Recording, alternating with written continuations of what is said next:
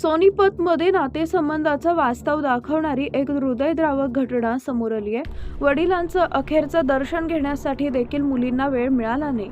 एका वृद्धाश्रमात राहणाऱ्या प्रसिद्ध कापड व्यापाऱ्याच्या मृत्यूनंतर चक्क त्यांच्या अंत्यसंस्कारासाठी कुटुंबातील एकही सदस्य उपस्थित राहिला नाही। त्यामुळे अखेर वृद्धाश्रम चालवणाऱ्या व्यक्तीनंच अंत्यविधी केला। तेव्हा मुलींनी व्हिडिओ कॉलवरून वडिलांचा अंत्यविधी पाहिला। या घटनेचा व्हिडिओ सोशल मीडियावर व्हायरल झाल्यानंतर आता वेगवेगळ्या प्रतिक्रिया उमटत आहेत। सोनीपतमध्ये एक अतिशय भावुक करणारी घटना घडली आहे। एका वृद्ध व्यक्तीनं आपलं संपूर्ण आयुष्य मुलीच्या शिक्षणासाठी आणि त्यांना आधार देण्यात घालवलं, पण तरीही त्या वृद्धाचं वृद्धाश्रमात निधन झालं। त्यांच्या अंत्यविधीसाठी 3 मुलींपैकी एकही मुलगी उपस्थित राहिली नाही। या संदर्भातील वृत्त टुडे इंडियाने दिला आहे। वृद्धाश्रमातील अधिकाऱ्यांनी दिलेल्या माहितीनुसार कापड व्यापारी असलेले शिवचरण हे दीर्घकाळापासून आजारी होते। त्यांना आपल्या मुलींना शेवटच्या वेळी भेटण्याची इच्छा होती।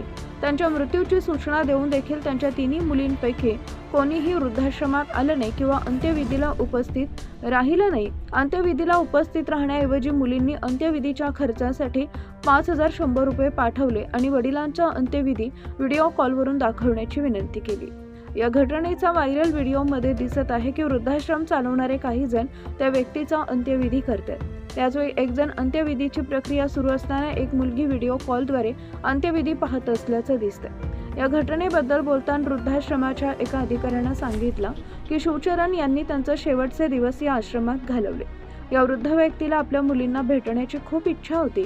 त्या व्यक्तीला भेटायला येतील अशी आशा होती, मात्र त्या आल्याच नाहीत। शिवचरण हे कापड व्यापारी होते आणि त्यांनी आपल्या मुलींच्या शिक्षणावर मोठा खर्च केला होता।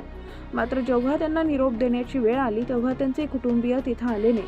वृद्धाश्रम आणि स्थानिक रहिवाशांनी सन्मानपूर्वक अंत्यविधीची जबाबदारी पार पाडली। या घटनेमुळे सोशल मीडियावर आणि स्थानिक रहिवाशांमध्ये संतप्त प्रतिक्रिया उमटत आहेत। अनेक जण शिवचरण यांच्या आयुष्याच्या अखेरच्या क्षणांविषयीच्या परिस्थितीबद्दल दुःख व्यक्त करतात।